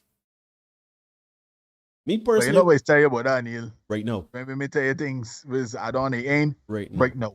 But oddly enough for me, anytime I was told that, I was literally in the back of my head saying, all right, I understand you're doing this for sure, pomp and pageantry, right? I understand. It is not yours, man. Man, a woman has agency over her parts. She can give you it today and give it to somebody else tomorrow. The point is that it has no, you cannot control a woman. You cannot control a woman's body. You cannot, if a woman tell you, or you find out that the woman's sleeping in another man, you got to take that L, you got to move out. You got to move away. You got to get away from that situation. Don't look to do the woman something or worse yet, do the other man something. Right? The conky is not yours. We have cuckoo sticks. We do not have conkies. So don't do anything because, this woman sleeping with another man, I can't take it with me. Let me go and get in my car and do something foolish. No. I see a lot of men too doing some stupid things. Not a lot of men. Don't even make it seem as like a lot of men. But there are some men out there that do some things after as a sit take a horn. It's well known and observed that men can't take a horn apparently. I ain't know women to take horns neither. I ain't like women is bastions of strength when it comes to taking a horn versus men. But anyhow, the point is that men can't take a horn. Do not do something stupid behind conky. Don't trust and believe. We are 2 men here to tell you. They got a lot of conky out there. They got conkies with raisins. They got big conkies. They got conkies that wrap up in foil. They got conkies in cellophane wrap. They got conkies of all sizes and variations. Shoot, they got some without cassava. They got some without sugar. Shoot, you get chocolate conkies. You see, they even got little bacon. People putting them in bacon and all kind of thing. They make a conky smoothie out there. Yeah. Don't trust me. Her conky ain't the only conky in the world. As Anton is saying, plenty of fish in the sea. Plenty of fish in the sea. As my mom, especially my mom says, your turn straight. Yeah. Mm-hmm. Correct. Your turn. Yours right now. Especially when you're a guy that you have focused, you've dedicated yourself to your craft, etc., and you have brought yourself up. You got options. You know what I mean? You can got some options. I would have sent you a video there, Navy. I've shown this before, but I think it's appropriate for us to show this again. I got this again. Given the particular circumstances. And I like it. I like this video because of how there's a guy in, he's delivering words of wisdom. Please do not get caught up in the wrapping of the message. Grasp the message itself. Yeah, they started. Oh no, that's not the video at all. Where did they put that video? There's the video. Oh yeah, there's the video here. Okay, right. Pause the thing. All right. So we should be on screen now. Tell one of the men already. Do not kill the men or the women. When the women harm, let the women go alone and stop sleeping on we as outlaws. Old man, take a horn. If you want to go back with the raw, so don't want to kill the man. Go back with the woman. See the man and shout the man and tell the man now, you know, you got good can't. You get peace. Old man as an outlaw. Let the man know, yes, this woman got good can't, you get peace and all vex. But you go back now. So that's cool yourself. Give me a break, no, brother. Don't fuck. I take his message. I ain't gonna lie to you. It's a powerful message. Don't do foolishness behind the conky. I do not agree or subscribe to the whole notion of, yeah, you get peace. By God, back now. That is all wellness there. But that can work me. Having said all that, I understand the general premise of what he's trying to say. It's like, look, as I still say, just know, it's your turn. I say all the time, right now. Cool, you got it right now. Pull it right now. Enjoy it right now. Enjoy it right now. And when the woman decides she's done with that and she's ready to move on. In the case of Mr. Black, she had another thing going on. She wanted to do something else. She was fearful for her life or whatever. You have to move on. And there was a point I wanted to make. What was the point? The point is with the conky too. Derek just he touched on it very, very lightly. On her page, one will keep you seeing. Hilarious. No, the point I want to make there is that you touched on it lightly, but I want to get into it a bit more in that I have found, and I'm talking about my experience.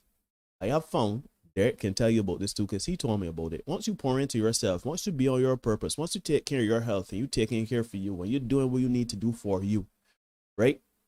When a woman pick up and leave, take up she conky and go on. It can hurt. It can hurt. That's all right. When you ain't got nothing going on, and all you do is you pour into this woman, you share all of your intimate stuff and knowledge with nobody else. Exclusively, you share only with her. You make her the center of your universe. You put her on your pedestal. Everything you do is for her. When you go to work, you get your bills, you're doing it because you're doing it to make her happy in terms of, paying bills and trips and gifts and etc., etc. And you cooking meals, you learn to cook meals and you do things for her, not because you want to learn a new skill, you want to learn a new recipe or whatever. You're doing it for her. When you do these things, when you put, and this is not only for women, toward women, this is anybody. When you put anybody at the center of your universe, you make them the focal point and your purpose and the reason for you getting out of bed. When that reason goes along, you know what to do. If you make yourself the reason, if you make yourself the purpose, and you focus on building whatever you got going on for you, you woman say, yeah, thanks for memories, but somebody else turn now. Yeah, you break down like a fraction. Nah, I tell you as a man, I'll get break down like a fraction before. Don't do that. Don't do that. Let me check, see if anybody has called in. I've seen no calls. Anthony is saying take the L and keep it moving. Avoid that going forward, or believe it. Mm-hmm. All right, let's say out to see without a paddle. Aston says, even if you got money invested in the woman, take the L, buy your jergens, and accept some solitude. Yeah, you can do it. We gotta do a show about the Fortress of Solitude. I think that'd be a good name for it. Yeah, Fortress of Solitude, because solitude is so important for men in terms of development. Shout out my old man, man. My old man, he's watching as always. Good to see him in the Frank as always. Good to have you here, dads. Appreciate it. My man asked somebody to take jergens for the jergens. Plan on how not to make that mistake again. Marlon says, I blame us men for this. Continue to be in yourself in the relationship. That is so very important. That you continue, because there's a reality, right? There's a reality. I know we kind of going off the topic in terms, but men, we still talking about men pouring into themselves and building themselves. This is so important. Why? The women are attracted to you doing the things that you are doing. When you stop doing those things and you give up those things, you are not the same person. And as such, that woman will lose that attraction for you. And now, again, as we said, she gone and you break down like a fraction, right? So keep pouring into yourself. Yeah. Always, as Marlon is saying, you can compromise, but never give up all of your activities. You just can't, right?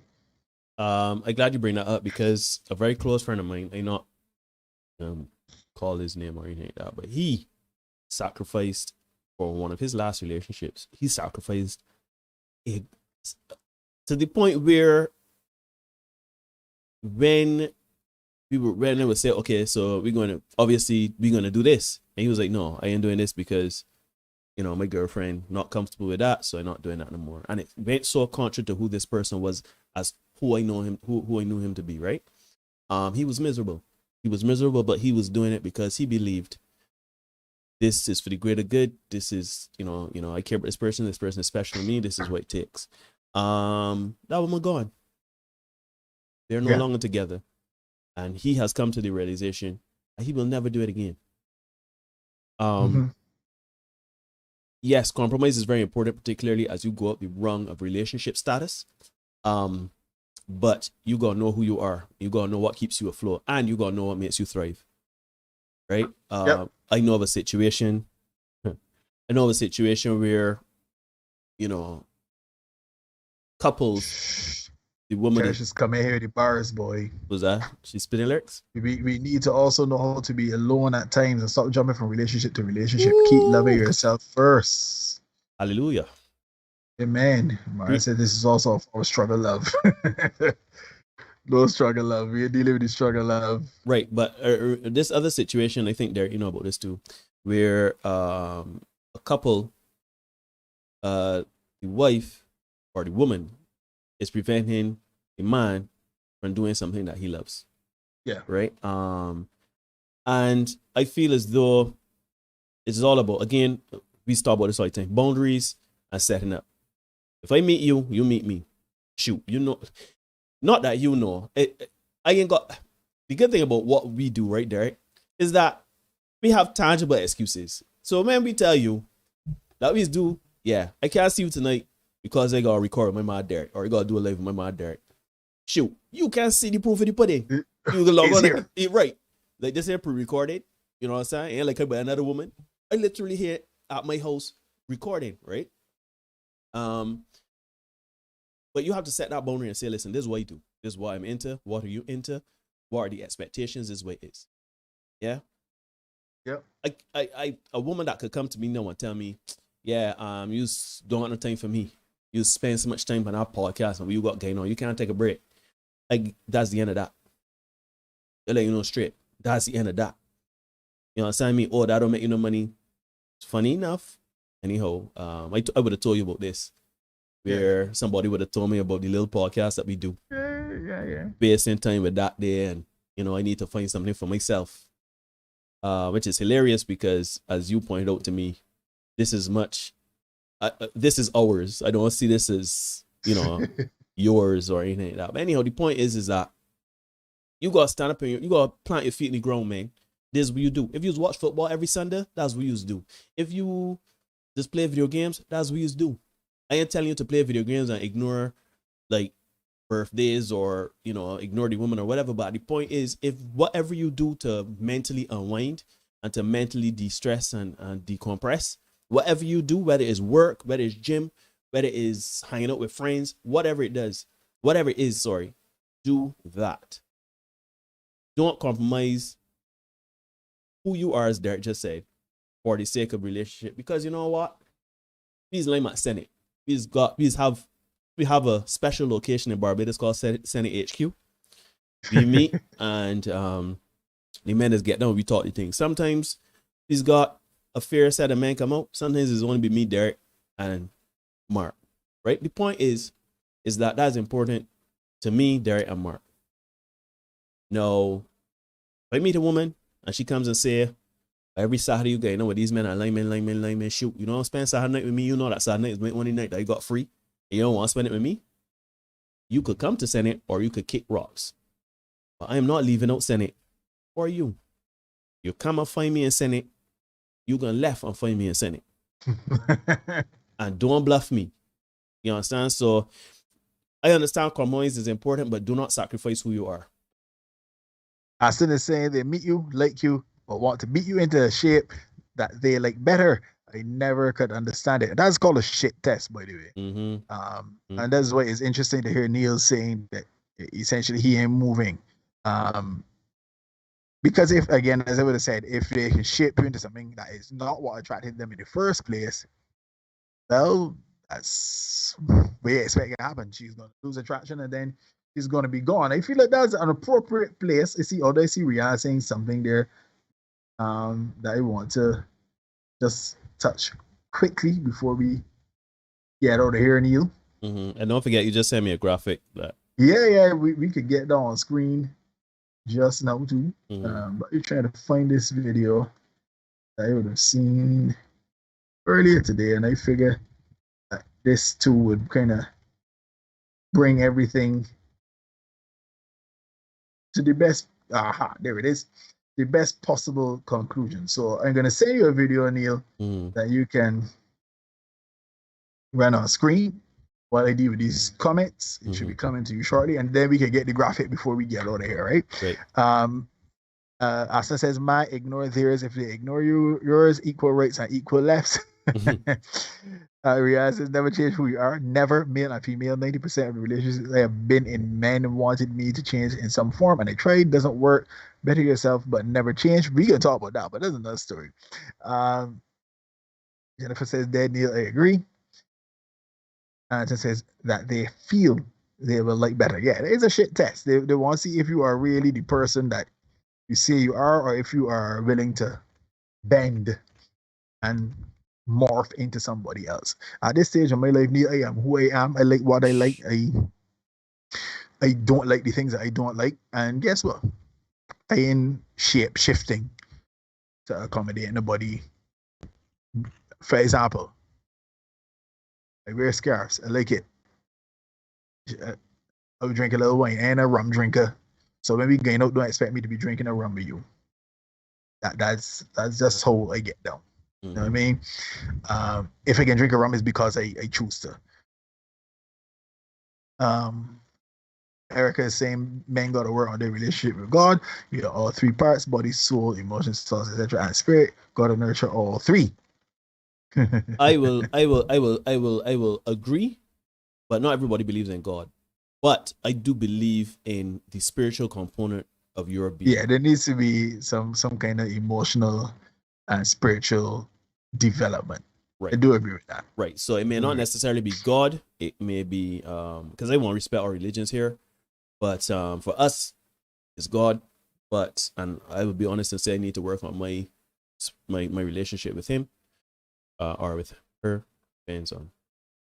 But some people, you have to meditation taps into your spirituality. You know, thinking about somewhat other than yourself, thinking about nature. Because what I do, and I train myself to do this now for about 13 years. Appreciate where we live. Appreciate the days that are good, where it's sunny and shiny and the birds whistling and chirping. Celebrate the bad. Well, I don't consider it bad. Rainy days where we get a lot of bad weather and stuff like that. Appreciate the good that you have, because there are not everybody has it as good as us. Let me be and keep it above we all, right? We have it good. I'm not saying that everybody has it great, but there are people that are struggling around the world, and you tap into a spirituality where you can discern a level of consciousness and awareness that can help you evolve your thinking. So I agree with you, Erica. I don't know if I would say God, because not everybody believes in God, but you do have to nurture your body, your mind, and your soul. Soul, is interesting because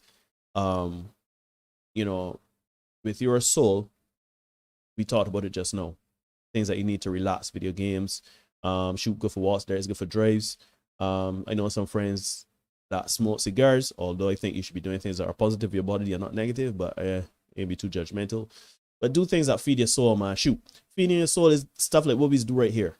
This is feed our creative energies, and we feel empowered and better when the time comes. Let me know that let me just be devil's advocate before we get into that video. Erica says you go to work in a relationship with God and all that stuff. So when they're talking about, submitting to your husbands is, submitting to each, we can talk about that part with God too. Or we can just disregard our part. Anyhow, that's beside the point. I just wanted to be devil's advocate, throw it out there and throw a sport in the video. You know what I mean? Let me run that video, Neil, so we can get out of here. We're approaching the 10 o'clock hour. Yeah. All right. The video is on. Never put your woman first. See Jimmy Listen, laughing. I don't care if it's your wife. I know that sounds crazy, but I'm explaining to you why. You see, when you put a woman first, you neglect the things that made you attractive in the first place. And over time, the woman will slowly start to lose attraction for you. Listen, attraction is biological, it's science, and putting a woman first or above yourself will never trigger attraction in any woman. If that was the case, all every man would have to do was find a girl that he liked and put her first. It would be that easy. But life is not that easy. It don't work like that. And truth be told, man, the women who do say, I need a man to put me first, those women typically come from neglect and abandonment issues, and you don't want those headaches anyway. You come first. That way you focus on everything that makes you attractive to her in the first place. Click the link in my bio to learn more. It's interesting, Derek. A few years ago, shout out Justin Marvel Moxie. From this Justin, every Mondays at 8 p.m. Barbados time. I was going through a real tough time, and he told me, look, at the end of the day, you're gonna make yourself the priority. You can't put nobody else above you. And come to find out what we're doing now, you come to realize society has taught us, because he would tell me that and I would have a hard time processing it, but we have this conversation regularly, right? That society has taught us, the same patriarchal system has taught us women and children first. Mm-hmm. Women and children first. If you do not cater to women and children first, if you do not prioritize them, shoot for women as children first, if you don't prioritize them, you're a bad person, a bad parent, a bad husband, a bad partner, a bad man. But the truth of the matter is, it goes back to the analogy you always bring. It's so poignant. Where you're in a plane, and they say if you have an emergency and the the oxygen mask come down. Put on your first. Make sure you're secure so you can help those that are in need. Because you don't want to be putting on everybody else first. You pass out, and then the little child ain't able to put on you. You know what I mean? The plane crashing, and they're able to lift you out the danger. You understand what I mean? So, it is very, very important to prioritize yourself. I'm not saying to be selfish. I'm not telling you to be an asshole, but I'm saying if you are not good, everything else you holding up ain't gonna be good. Straight. Point blank. Right. Yeah, man. You got a graphic there we can get down. See Anton having a laugh. I wonder what Anton laughing at. Yeah, he laughing at bad mind. All right. I put it on now. Yeah, man. And this graphic kind of shows you exactly what we're talking about. So the first date, my guy is rocking out and stuff like that. By the 12th date, we realize he got a little haircut going on. Change the dress. The dress is changed even further time he's engaged. He has a covering over the tattoo, the neck. And then by the time he got married, tattoo's gone, completely different dress. But look at the baby. Well, has a child. Congratulations, my brother. He has a child, but look at the baby. Or rather, condolences. He got a jacket. Yeah. But yeah, guys, we reached the 10 o'clock hour on, well, just there about. It's been great as always. You've been watching the Senate podcast here on YouTube. We love it. We love you guys. Thank you for tuning in. We don't make up the rules. We just make sure you guys know exactly what they are. And remember, you can ignore reality all you want, but you cannot ignore the consequences of ignoring reality, guys. Be the best version of you for you. And we will see you guys again on Thursday. Look out for a short coming tomorrow. We can see y'all later.